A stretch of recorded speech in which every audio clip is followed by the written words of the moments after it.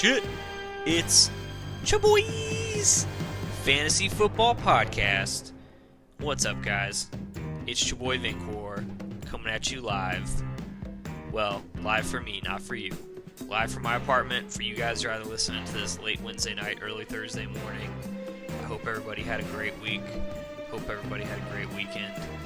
I, once again, did not get to watch that much football because one of Kelsey's dumbass coworkers decided to have her wedding at 4:30 on a Sunday afternoon. I don't get that, so I missed all the afternoon games. And there was no reception. She had her wedding out in the middle of BFE with no fucking cell reception, so I could text, but I couldn't pull up any more scores or anything. That was a bunch of horseshit. My Brownies got the win. I know you guys saw that. Brownies looking good against the Ravens. Baker Mayfield running his mouth again. Whatever, man. We got the win. That's all I care about. The Steelers got their first win. All my Steelers boys. I don't know how you feel about that because it was against the Bengals, so it was like beating up a retarded kid. But you guys still got the win technically, so good for you.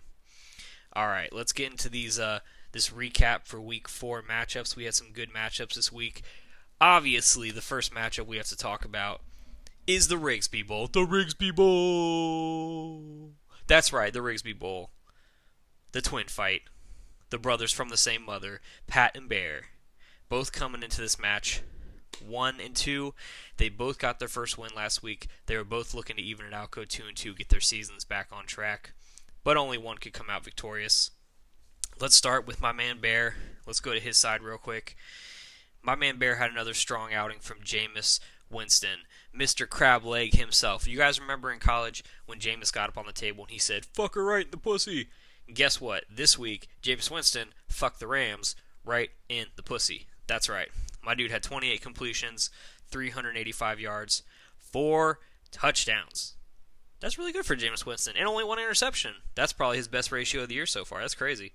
1 carry for -1 yards. I don't know what's happening. I thought he was supposed to be mobile. He is not very mobile this season. Dude ended up with 36.9 points. DJ, solid 22 points. He only had 40 rushing yards, but he had 99 receiving yards and 8 receptions, which is where he got most of his points from. Dude ends up with 21.9 points. Austin Eckler, maybe for the last week, putting up starting running back, absolutely unreal numbers. My dude had 29.2 points. He had 60 rushing yards and a touchdown, 62 receiving yards and another touchdown. Melvin's coming back this week, and he's going to eat into some of Austin's touches. So I'm thinking Eckler is probably done putting up, in the 20 to 30 point range, but he's still going to be a solid running back 2 to running back 3 option for Bear going forward. Mike Evans, he benefited from that butt raping of the Rams that the Buccaneers had. 18.9 points. My boy MVS, he didn't really do anything this week. Marquez Valdes-Scantling only with 7.7 points. He only had 3 receptions. But I think they said that there's a good chance Davante Adams might be out this coming week. He has a toe injury, so that could move up MVS up the depth chart. He could be seeing some more action this coming week. That was a loss to Philadelphia as well. Travis Kelce with 15 points. That's a solid outing. That was pretty much it for Bears team. Josh Gordon didn't do shit. The Patriots offense really struggled against the Bills, but they did just enough to win the game. And then Mecole Hardman did absolutely nothing. 2 receptions, 9 yards. He did have a fumble, so he ends up with less than 1 point. Let's go over to Pat's side here. Pat, my man, it was close. It was a close one. He needed a little bit of help from Juju on Monday night, and while the Steelers did win that game, Pat did not get enough help from Juju. Aaron Rodgers had 28 points. That was a loss, like I said, to Philadelphia. He did have 34 completions for 422 yards and 2 tutties. He had 5 carries for 46 yards. I believe, officially, Aaron Rodgers was the leading rusher for the Packers in that game against Philadelphia. That's not good. Aaron Rodgers should never be the leading rusher on your team. Whatever. Packers 28 points there. Only 12 points from Cam. They did win the game against Dallas, but it was an ugly game. He only had 69 rushing yards and then 20 receiving yards with 3 receptions he has on there as well, 11.9 points. Dalvin Cook had another good game. Pat, please put Dalvin Cook on my team. I don't want Bobby Trees. You keep Bobby Trees. I'll give you all the things. Just give me Dalvin Cook. 19 points, 14 carries for 35 yards and a tutty. He adds another 6 receptions. And then Bobby Trees, who I just mentioned, did have 29.4 points. I'll tell you this, man. Everyone in that Rams offense fucking ate this week, with the exception of Todd Gurley. They were playing catch-up the entire game. They lost that game 40-55, but Bobby Trees had 29.4 points. He had 13 receptions for 164 yards. He did some work this week. Juju, I think going into Sunday, Pat needed something like 30 points from Juju. It didn't really matter how many points he needed from him because he only got 4.5, 3 receptions for 15 yards. Even though Pittsburgh didn't win that game 27-3, Juju didn't do shit. Bear comes away with this one. As of right now, Bear is the superior Rigsby. He wins this 151.6 to 122. Our next matchup, we're going to go with Clint versus the Banana Man. No sleeves versus fancy sleeves. That's right. It's all Barkley no bite versus the Dream. Let's start with Clint's team over here. We had Russell Wilson with 15.7 points. That's got to be disappointing. In this kind of a league where we get 6 points for touchdowns, I feel like you have to be expecting your quarterback to get over 20 points every game. We'll get to my quarterback situation. I'm not over here throwing stones. I'm just saying. So 15 points from Russell Wilson. The dude had 1 passing touchdown. He had 240 passing yards. They did win that game, but they did it mostly on the ground. Devonta Freeman with 18 points in a weird loss to Tennessee. I don't know what the Falcons are doing this year, man. The Falcons, with that offense, should be putting up 30 points plus every game, and they just fucking suck right now. But Freeman did have 8 receptions for 72 yards, which gave him the bulk of his points. He adds 28 yards on the ground, 18 points there. He gets, for Emmanuel Sanders having a bounce-back game, 15.5 points. He kind of sucked last week, but he gets 5 receptions for 104 yards. Sterling Shepard benefiting from Danny Dimes, 16.9 points. Is Danny Dimes for real? Who knows? Are the Giants for real? Who knows? Maybe once they get Saquon back in a couple weeks, they'll be able to make a run in that division. We don't know yet. 16.9 points from Sterling Shepard. Delaney only had a point. Kirk had 8 points. Randall Cobb with 7 points. The whole bottom half of his lineup really didn't do shit. And then Mark Ingram against the Cleveland defense. We all know what happened there. 8.1 points. They held him to 71 rushing yards. He had 1 reception for 0 yards, so basically no receptions. So Clint ends up this week with 96.9 points. Let's go to the other side. Let's go to the handsome side of this matchup right here. Banana Man, the Dream. Dude had Carson Wentz put up 25 points. He had pretty much a solid week from almost everyone on his team. 25 points from Wentz, 17 points from Aaron Jones, 18 points from Chris Carson. I love that Chris Carson, man. I love Chris Carson. I want him on my team also. You go ahead and send me some trade offers for Chris Carson. Let's talk about it. Chris Carson, 104 yards, 22 carries, 41 receiving yards, 18.5 points. Davante Adams. Now, I believe Davante Adams is nursing an injury right now, but in that game, he had 10 receptions, 180 yards for 28 points.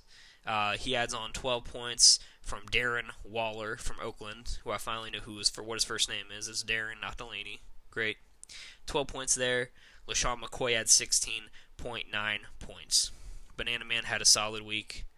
He's going to win this matchup 141.8 to 96.9.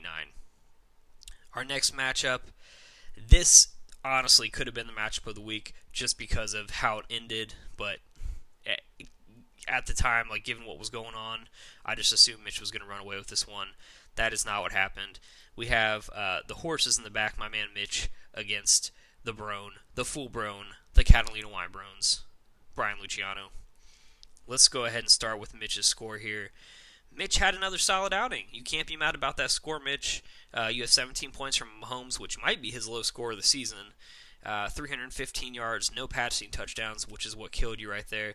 17 points there. Zeke was 16 points, only 35 rushing yards, but he snuck a touchdown in there, and he added 6 receptions. 11 points from Derrick Henry. Your other big scores, we have 23 points from Kenny Galladay, 67 receiving yards, but he had 2 touchdowns, so that's a productive day. And then 27.8 points from Wayne Gallman, who came in for the injured Saquon Barkley.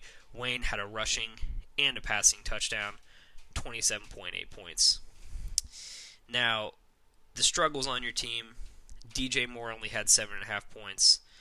Keenan Allen only had 9.8 points. And then Greg the Leg, after he had that big week for you last week, he said, "Fuck you, Mitch. 2.5 points. My man didn't do shit. 2 receptions for 5 yards. Nothing going on there." Moving over to Brown's side, my man Brown, he had kind of a weird scoring week because the top of his lineup, didn't do great. He had 11 points from Deshaun, which is not good for a fantasy quarterback. He had 15 points from Kerryon. I mean, it's all right. Kerryon did have 125 rushing yards, and then he had 2 receptions for 32 yards, no touchdowns. So the production is what got him the points there. And then Christian McCaffrey, just being Christian McCaffrey, we have 33.9 points. My dude had 37 touches in this game. I told you guys at the beginning of the season, this guy's going to be getting anywhere from 25 to 40 touches every game. That's where he's at right now. 93 rushing yards, a rushing touchdown, and then 86 receiving yards on 10 receptions. 33.9 points. Chris Godwin, coming out of nowhere. This Tampa Bay offense actually absolutely went hammer time on the Rams. Chris Godwin was a big benefactor there. 41.2 points, 12 receptions for 172 yards and 2 touchdowns. Absolutely killing it for my dude this week. Brown's team runs away with this one, 142.4 to 126.9. Easily Mitch's low score of the season, and he gets his first loss. He now sits at 3-1, although I'm fairly certain he still has the high score overall in the league. The next matchup, I'm going to go and switch it over to my side. I'm not going to sit here and brag about how my team is just rolling right now, but maybe I should. This is going to be Vince Vincor, the Brady Bunch, versus Come So Hard, I Phillip Rivers. Ian Gibbs. Han. Ian will be checked out of fantasy football for the rest of the season because hockey has officially started, so we don't have to worry about Ian setting his lineup for the rest of the year or anything like that. He's pretty much done. We'll start with Ian's side. Matt Stafford, his quarterback, he had a good game. He had 291 yards and 3 tutties, good for 28 points in that loss to Kansas City. I was surprised that Detroit hung in there with Kansas City for as long as they did. They made it a game. They only lost by 4 points. Todd Gurley, I don't know what's going on with Todd Gurley, man. The dude, he got 26 points, but he only had 5 carries for 16 yards, but he did have 2 touchdowns. So his usage is not there in a realistic standpoint, but from a fantasy standpoint, you got to be happy with that. The dude's getting 2 touchdowns on 5 carries. He had 54 yards on 7 receptions, so he ends up with 26 points. But you got to wonder what's going on with Todd Gurley in that Rams offense. Philip Lindsay, after he blew up last week, he only had 7 points this week, just 53 rushing yards. Adam Thielen, only 2.6 points. Adam Thielen, if you missed it, came out after the game and was a little bit critical of his quarterback. He said they need to throw it downfield more and that you can't win games if you don't throw the ball downfield, basically saying that the Minnesota quarterback, Kirk Cousins, is a joke. That's how I took that, and he's not wrong. Amari Cooper with 9.8 points in that loss to New Orleans. The Dallas offense in general didn't do that great. 13 points from Mark Andrews. And then 14 points from Allen Robinson for Chicago. That's a 16-6 win against Minnesota. 7 receptions for 77 yards there. My team, on the other hand, I went ahead and started Tom Brady this week. Seemed like a good idea at the time. Tom Brady, the Browns are playing the Ravens. Ravens are supposed to have a decent defense. Baker has not looked great the start of the season, so of course, what am I going to do? I'm going to put in the fucking GOAT, Tom Brady, right? Wrong. Tom Brady, let me give you these stats here. 150 passing yards, 1 interception for 3.7 points. No touchdowns. -3 rushing yards. Nothing else to talk about there. 3.7 points. Needless to say, after that game was over, I thought Gibbs was going to kill me. Luckily, I got some help from my other boys. Nick Chubb had an absolute monster game. 20 carries for 165 yards and 3 tutties, including an 88-yard run that pretty much sealed that game for the Browns. He adds 18 receiving yards on 3 receptions for 39.3 points. My other big performers, Cooper Kupp. The Rams are playing catch-up against the Bucs all day, so Kupp was getting some action there. He had 9 receptions for 121 yards, adds on a tutty, 26.9 points. Dissly, who I picked up off waivers, I am so happy with this dude. I've been talking this dude up all year. I finally got a chance to start him because my boy Vance is injured. 18.7 points. He had a touchdown. He had 57 yards on 7 receptions. And then the rest of my team just did okay. 4 points from OBJ. He was pretty much a non-factor in that game, unless you get points for getting choked out by the Baltimore defensive back, which I don't believe you do, so I don't get any points there. 9 points from Tyler Lockett, just an okay game. And then baby DJ Chark, 8.4 points. I still had enough to win this game. It came down to the Monday night game and Tyler Boyd. Obviously, we know the Steelers absolutely shut down Cincinnati. Tyler Boyd only had 6.3 points. I think Gibbs needed something like 20 points, 18 points, something like that. I end up winning this game 123 to 111.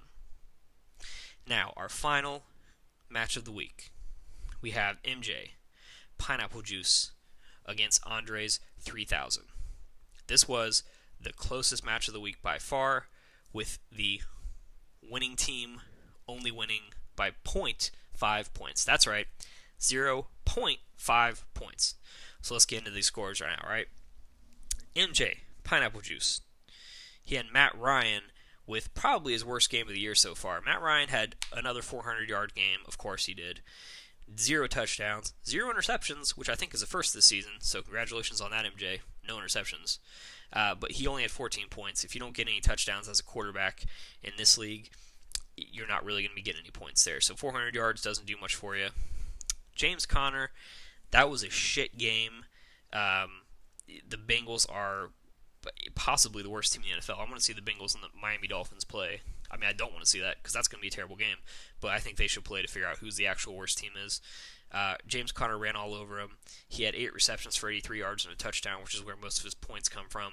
Adds 42 rushing yards for 26.5 points. His other big scores, we got Michael Thomas with 18 points in that win against Dallas. We got Mohamed Sanu with 18 points in the loss to Tennessee. Mohamed Sanu, 91 yards on 9 receptions. Michael Thomas, 95 yards on 9 receptions, very similar numbers there. And then James White for New England, 13.8 points.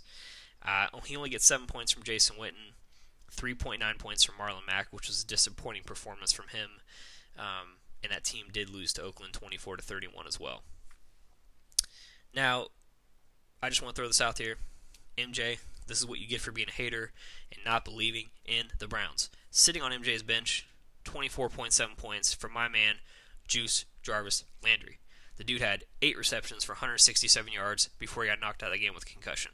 Now, as we will see here in about 30 seconds, that really didn't make a difference for MJ anyway, but let's go over to Andrew's scores first. Andrew, will start with your boy Dak Prescott. That was a rough game for the entire Dallas offense. They lose that game 10-12 to New Orleans. Dak with 223 passing yards and 1 interception, no touchdowns. That kind of kills you there. Only 6.7 points. Normally, that would probably be the low score for the quarterbacks starting in our league, but of course Brady had that abysmal game, so you got lucky there. Josh Jacobs, he has an okay game, 12.8 points. He has 79 rushing yards, 29 receiving yards. Couldn't manage to get him for a touchdown on that 31-point win, only 12.8 points. Leonard Fournette, he absolutely blows up, 225 yards on 29 carries for 26.5 points. You have Cortland Sutton against Jacksonville. They lose that game 24-26, but Cortland Sutton has 6 receptions for 62 yards and 2 touchdowns for 24.2 points. Everyone else on Andrew's team was just okay. 9 points from Evan Ingram, which has to be disappointing given how well he's been doing this season. 7.5 points from Demarcus Robinson. Again, with that Kansas City offense, Demarcus Robinson every week, he could have 7 points, he could have 30 points.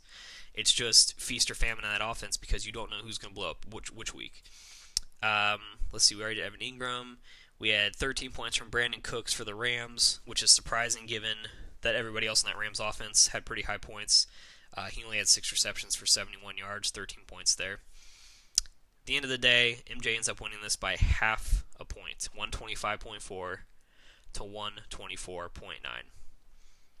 Now, before we get into the waiver wire and looking at next week's matchups, I do have a special treat for you. I think I'm going to try to do a guest every week, a little short interview this week's guest, because I did it kind of last minute, I didn't have time to set anything up with one of you guys. My guest this week comes from my home. I didn't have to go very far to find her, so please enjoy this short interview with our guest. This week's guest joins me all the way from my apartment. I believe it's our apartment. Our apartment. My apologies. My special guest this week is not other than PGF, a.k.a. Kelsey, a.k.a. Andrew's sister. Kelsey, how are you? I'm doing great. Thanks for asking. How are you? I'm great. Thank you for being on our podcast. I would like to start by having you give your professional criticism, critique, assessment of the Steelers' performance last night. How did you feel about that game? We won, so I liked it. Good answer. How do you feel about Mason Rudolph's performance this season? So far, so good. I think he'll get better. Do you think Big Ben will retire once the season is over? No, he'll come back. He's too stubborn for that. Interesting. How do you feel about your boy James Conner getting off to a rough start this season? I'm still confident in my boy James Conner. He did a lot better this week, and it's just time will tell. He'll be better next week. But he did attend the University of Pittsburgh, and typically those players do very poorly in the NFL. Can you please comment on that? That's a blatant lie. Larry Fitzgerald. Also, oh no, wait, never mind. Yeah, Larry Fitzgerald. Larry Fitzgerald. All right, good job. You gave me one player ever in all time. All right, great. Okay, now, Kelsey, you are in a work league. You are in a 12-team half-point PPR league. Is this correct? That is correct. Tell us, how's your team currently doing this season? We are 3-1. 3-1. Now, give me a quick assessment, a quick breakdown of how your team did this week. My team kicked some ass. All the players did really well. We had a pizza party afterwards. I'm really proud of them. Great. Thank you for being here, Kelsey. That's it. I'm done. Yes, Kelsey. Okay, thanks. Bye, boys. MJ sucks. Ooh, damn. Thank you, Kelsey. That was our guest this week. Thank you, PGF, for taking the time for that interview. I just want you guys to know, I told her ahead of time, I said, hey, you have a fantasy team, you're 3-1 right now, I'm going to ask you how your team did, give me a quick breakdown on it, let me know which players you liked, what your players did. She said, okay. Instead, what she gave me was, they all did great, and then we had a pizza party, so that's what I'm working with. Alright, that's that Taylor charm, that's what's happening over here. Let's go ahead and get into this preview for Week 5. We have our matchup of the week is going to be against Brone and Vinny Bananas. We have two 3-1 teams going up against each other. Both these guys have looked good this season. I'm going to go ahead and give this one to Brian. I think Lamar Jackson is going to bounce back against the Steelers, and I think the Steelers are going to be flying high against after that victory against the Bungles, and the Ravens put them back in their place where they belong. So I think Brone wins that one. He goes to 4-1. We have a battle of 1-3 teams, Andrew versus Pat. Both these guys are trying to get back into where they can kind of start talking about the playoffs. I know it seems crazy to talk about playoffs, but in reality, in a couple weeks, our season is going to be halfway over. So this is the time now when, you have to start making your push for a realistic shot at the playoffs. A 1-3 team after week 4 doesn't necessarily mean anything. You're obviously still in this. Get a win this week for these guys, and you're right back in it. I'm going to go ahead and give this one to Pat. I think Andrew is going to get shit-faced at his wedding, and maybe he'll forget to start someone, or he'll drop all of his players and pick up all of the Steelers' backups because he doesn't know what he's doing. So I'm going to go ahead and give Pat that win this week. Then we have a matchup of 2-2 teams. We have Pineapple Juice versus Clint. Obviously, if this is an arm wrestling competition, Clint would rip off MJ's arm and wear it as a necktie. However, it's not. It's fantasy football, and Clint's team has not been looking great. He obviously has Saquon still out. That AB situation is still hurting him. That was his number one wide receiver, and his team put up less than 100 points last week. I'm going to give this one to MJ. We have Gibbs and Andrew.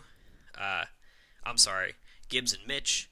I'm going to go ahead and take Mitch in this one. He had that stumble against Brown. It happens. Brown gets in your head. He puts that Brown magic on you. It's a little hiccup. It's okay. Mitch still has, I believe, the best team in the league. So I'm going to go ahead and give that one to Mitch over Ian. And then we have myself, Vinny, versus Bear. I'm not happy about this one. This cannot end well. No matter what happens, if I win, I'm going to be really upset that my special friend did not win. I love you, Bear. I don't want to beat you. Also, you are predicted to beat me by like 8 points right now, and I'm assuming I'm going to get shitty quarterback play again. So, I'm going to go ahead and assume you're going to win that game. Congratulations in advance. All right. Let's take a look at the standings real quick. Again, I think I already said this, but Mitch is still in first place. There is a tie up top of 3-1 teams with Mitch, Banana Man, and Brown. Mitch still has about a 76-point lead in the standings and the overall points, the tiebreaker. And then at 2-2, we have MJ, we have Clint, we have myself, Vinny, and then we have Bear. We're all at 2-2. And then we have the 1-3s. We have Andrew, we have Pat, and we have Ian.